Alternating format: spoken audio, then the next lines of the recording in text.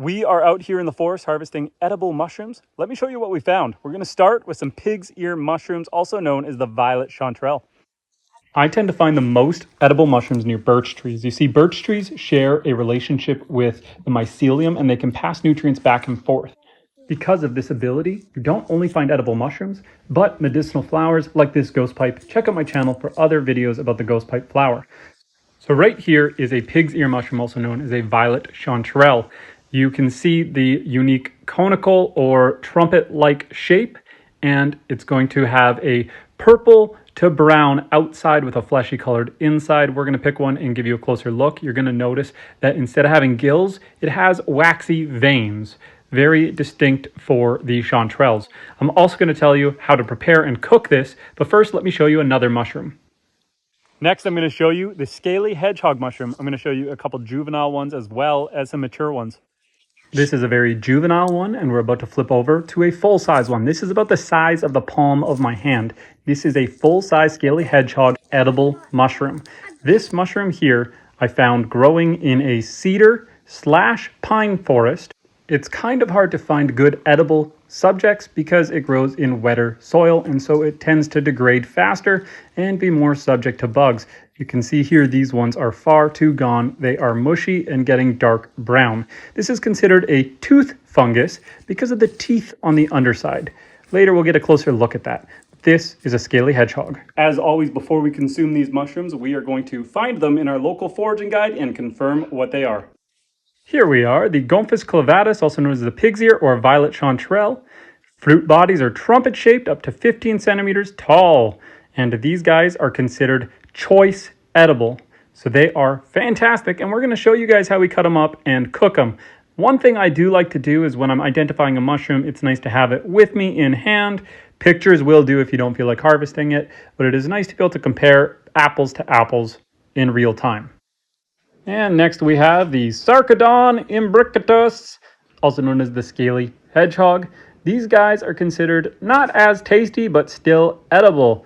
The problem with these guys is it's hard to get a fruiting body that isn't too far gone. This one, I can already tell, has been picked at by bugs. You see the teeth under there? That's how you know it's a tooth fungus. We're going to jump right into it. So we're going to take our mushroom, and the first thing I like to do is cut right through the stalk.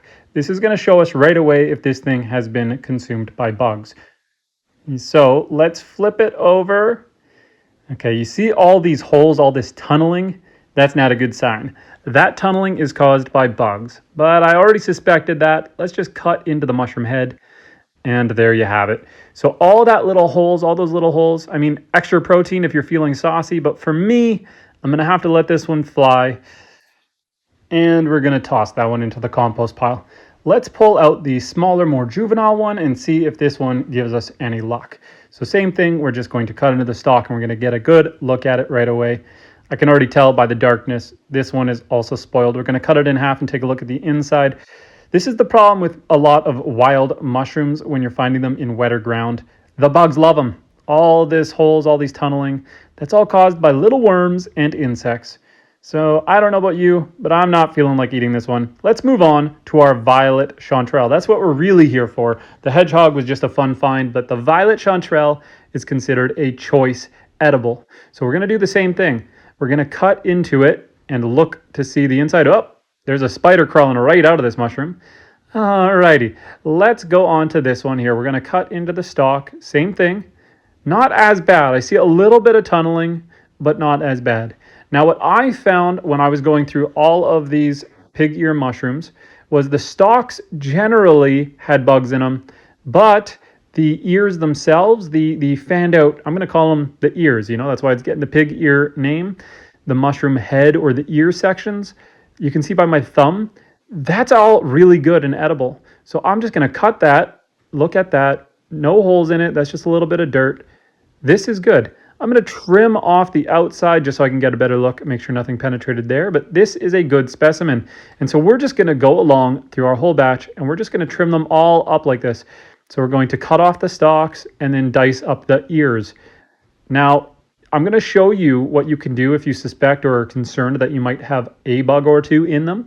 What we're going to do later is we're going to get some water, add some salt, and soak them for a few minutes and the salty water is going to drive out any insects. So we're just going to continue going through. I'm going to fast forward this section of the video, but you're going to see how I just go through each of the mushrooms, check the stalks, dice up the ears, and look for any edible chunks, and then we're going to carry on from there.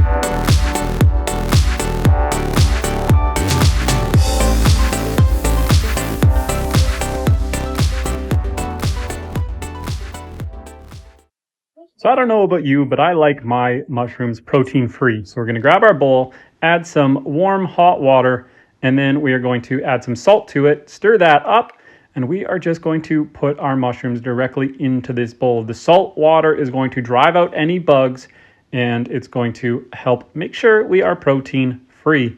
Now, you're not going to want to let this sit for too long. I would say 5 minutes tops. If you let this sit for more than 5-10 minutes, you're going to waterlog the mushrooms. And our plan next in the cooking phase is going to be to try to saute out all the water. So we don't want to push too much water into it. Just give them a little bit of a soak, let it sit for a couple minutes, and then we're going to drain it, pat dry it, and add it to our frying pan. So we're going to grab our strainer, put it in the sink. We're going to grab our bowl of mushrooms, and we're going to strain it out, making sure not to drop any of the mushrooms and to make sure we get them all out of the bowl. Then we are going to pick up the strainer, give it a little bit of a shake, and then another important step after this is to give it a little bit of a rinse. We want to try to wash them off, get rid of any of the dirt and pine needles that might have stayed on there, plus any of the bugs that just crawled out of there. We're just going to spray that down, give it a little shake, mix it around, and get them clean. Now move them over to your paper towel where you can give them another little dust off and clean them up. Also, you're going to see one red one in there. I just found a lobster mushroom and I couldn't help myself but to add it to the batch. They all cook the same. After we pat dry these and dust them off, we are going to show you how to fry them up. Let's set our pan on medium-high heat and we're going to add our mushrooms on. We're not going to add any butter or oil at this phase, maybe just a little bit of salt for flavor. But at this point, we are just trying to get the water out of the mushrooms. So we just want to fry them up and get that water to start coming out of them. And then what you're going to see is we're going to drain off that water because we don't want these steam cooking or boiling. We want them to saute. And so let me speed this up while we just mix them around. This process here took me about 15 minutes. I'm playing this at a 6x speed. I like to keep moving the mushrooms around. I like to keep them just moving so that they don't burn. But you're going to see as we let them cook here, all the water is going to start boiling and bubbling out. It's starting now. Here it comes. You see that? The water is starting to come out. I like to let it sit for a little bit, move it around. Let it sit for a little bit, move it around. Mushrooms hold a surprising amount of water and they shrink dramatically as you saute them down. Now you see all the water coming out of here. Like I said, we don't want them sitting in this water, so we're going to push the mushrooms to one side. We're going to drain this off into the sink, and then we're going to come back and we're going to keep going. Our goal is to keep sauteing them until no more water comes out. Okay, now as we move them around, you see no more water coming out of them, just a little bit of steam. So we can, at this point, add any salt or seasoning. Sometimes I'll add like a herb and garlic or a cheese seasoning, and we'll add some oil just to fry them and crisp them up a little bit more. I'm going to use some olive oil, but you can use canola oil or even just butter. And then we'll just move them around and fry them up a little bit before they are ready to serve. So from here, I'm just going to pat off some of the excess oil. Maybe I'll add a little more salt, and then we are going to just transfer them to the plate and they are ready to eat. So here we are, fully ready to serve, fully ready to eat. It is a fleshier mushroom, very tasty. I can see why this is labeled as a choice edible. Now I'm going to show you one more tip. If you want to get these even crunchier, you can do one of two things. One, when you're sauteing them, do less at a time. You're going to have less moisture and steam. Or transfer them to a baking sheet. No added oil. You've already oiled them. They're good to go.